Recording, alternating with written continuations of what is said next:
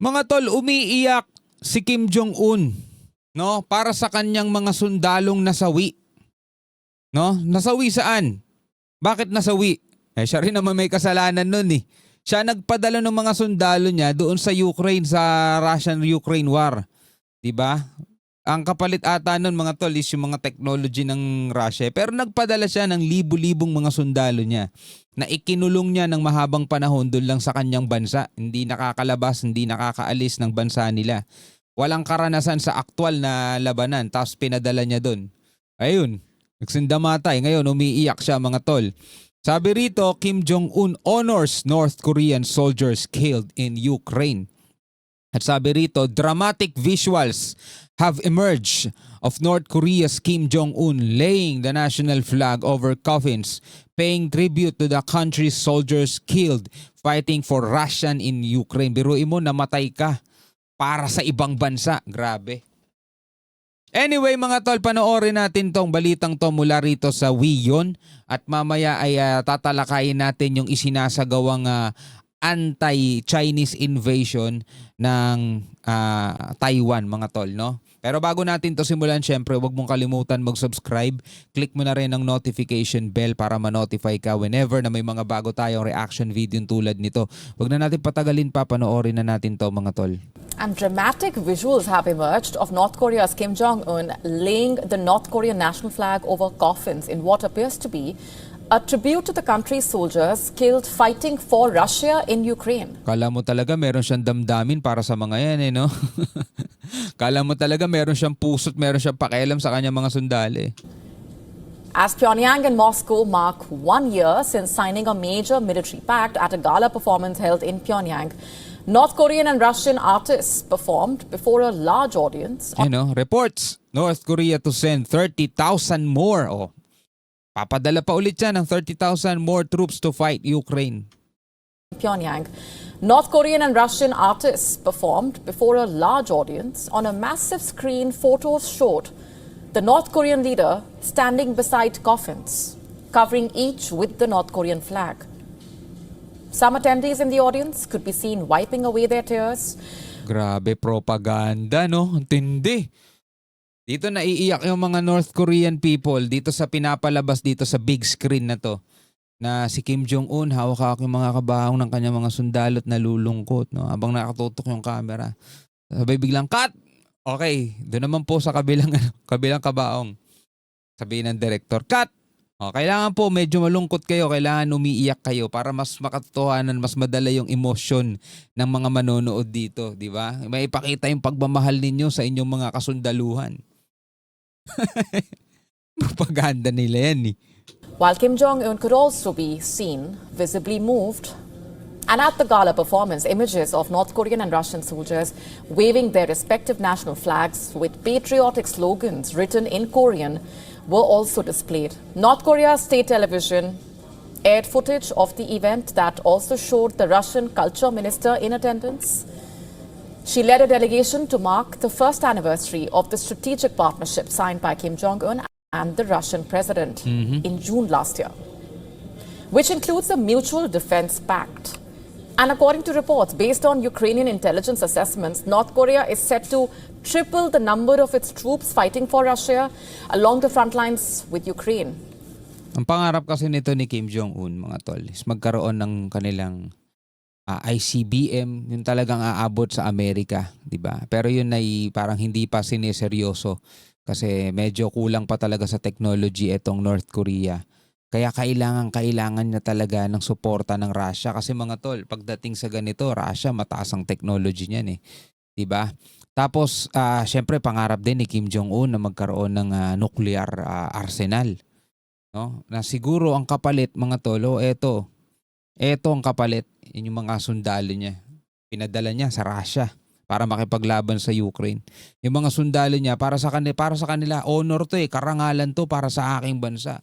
Diba? Kasi nga meron silang doon doktrina doon sa kanila. Pero mo mula pagkabata mo, diyan ka lang lumaki, wala kang ibang nakikita kundi yun lang. Sending as many as 30,000 Iba nga yung iba nga yung taon at panahon doon soldiers to assist Moscow. That would significantly expand its previous deployment. which reportedly included 11,000 soldiers sent in November to help repel Ukrainian forces in the Kursk region. And reports estimate that around 4,000 of those North Korean troops were either killed or injured since their deployment. Alright mga kapatid, next lipat tayo sa ibang balita. Mula rito sa Net25 News mga tol. Nagsasagawa o magsasagawa ng ang Taiwan ng Chinese Invasion Simulation Drill. Ibig sabihin mga tol, magpag-eensayuhan na nila yung kunwaring pagsalakay ng China sa kanila mga tol. Kasi nalalapit na eh. Nasa kalagitnaan na tayo ng taong 2025. 6 na buwan na lang mga tol, 2026 na. At ang itinakdang araw o ang tinakdang taon mga tol ng China para mapasa kamay nila itong Taiwan is 2027. Ngayon walang nakakaalam kung 2027 ba atake ang China o mas maaga pa at kailangan by 2027 hawak na nila yan. Diba? Hindi naman siguro one day war lang yan. Tatagal din yan dahil papalag din tong Taiwan. At syempre marami ding mga marami ding mga kaibigan o kakampi itong Taiwan. Kaya hindi ganun kadali para sa China itong gagawin nila, diba? At ito mismong Taiwan pumapalag to, diba? Kaya ito panoorin natin mula rito sa Net25. Naghahanda ng Taiwan para sa kanilang taunang Hankwang drills. If the CCP will act in a provocative manner during our exercises, 是中共在我们演习期间会有挑衅的行为，那我们 we will follow the regulations of the central organization during 一样会按照经常战备 the regular combat readiness period, 时期突发状况 as well as the combat readiness regulations. 组织规定，还有战备规定，会 And there will be combat-ready troops on duty 24 hours a day. 常时24小时都会有战备 So we will respond with combat readiness forces immediately. Hindi pa gera to mga tol kung sakasakali lang daw na manggulo etong CCP during nung kanilang exercises. Diba? Magre-response na agad sila. Immediately, pwedeng dito na agad magsimula yan. 备兵力在轮值，所以第一时间都会以战备兵力来做应处， Including patrolling aircraft or reconnaissance craft. 载空机或是侦巡舰， As well as combat readiness troops on the ground to quickly implement and respond immediately. 以及地面的战备部队来快速的执行立刻应处。单位来是信号。 Ang taunang military drill ay naglalayong sanayin ng mga Taiwanese tungo sa panahong planong sakupin ng Chinese Communist Party ang kanilang bansa. Nais din ng Taiwanese Ministry of Defense na palakasin ang combat readiness ng kanilang sandatahang lakas sa harap ng banta ng China ukol sa unification. Ang annual Hankwang drills na nakatakdang magsimula sa July 9 ay isang 10-day exercise kung saan imomobilisa ng Taiwanese National Ministry of Defense ang halos 22,000 military reservists kasama ang kanilang military wing sa iba't ibang ensayo at sitwasyon. 那若是威胁 If the threat escalates and we find that the CCP has targeted military exercises, 提升，我们发现中共有针对性的军 including live fire exercises or incursions into our 24 nautical mile zone, 演包含实弹操演或是1月24海里， then we will issue an immediate backup exercise. 那我们会下达立即备案操演，国军会视 Depending on the extent of the threat, the National Army will immediately transfer. 威胁的程度，以 Talagang handa sila, no? 现有的兵力即刻转入备战的 Its existing strength to a state of readiness to respond to the increased threat. 状态来对应威胁的提高。以上说明。 Pero kung titignan mo mga mamamayan sa kanila, mga tol, kalmado lang, di nila masyadong iniisip yan. Tuloy-tuloy yung trabaho nila, tuloy-tuloy ang everyday life routine nila. Kasi tiwala sila sa kakayanan mismo ng kanilang mga kasundaluhan. Tiwala sila sa kakayanan ng kanilang gobyerno na ipagtanggol yung kanilang bansa. Kasabay ng military drill ay magsasagawa ang Taiwanese government ng civil defense at evacuation drills, kasama na rin ang missile alerts at evacuation drills nga. Dahil dito, kinakailangan o kakailanganing pansamantalang isara ang mga negosyo at patigilin ang pagdaloy ng trapiko sa kabisera ng Taiwan na Taipei. 其实这也是一 In fact, it's also strategic 个 communication. 战略沟通。我告诉我们群众，除了 while making our citizens aware of capabilities and determination. 其实这也是一个战略沟通。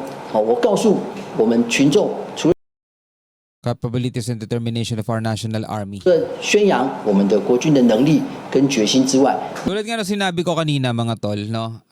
Yung kanilang mga mamamayan dyan, hindi sila masyadong nangangamba, hindi sila masyadong tawag dito, apektado nitong banta nga ng China. Siguro nasanay na rin sila dahil sobrang tagal na silang pinagbabantaan ng China. Sobrang tagal na silang gusto talagang sakupin ng China. Pero magpahanggang ngayon na hindi pa rin natutupad. Siguro dahil nga ang China is nagpapalakas pa ng todo. Ang gusto ng China, sigurista China eh.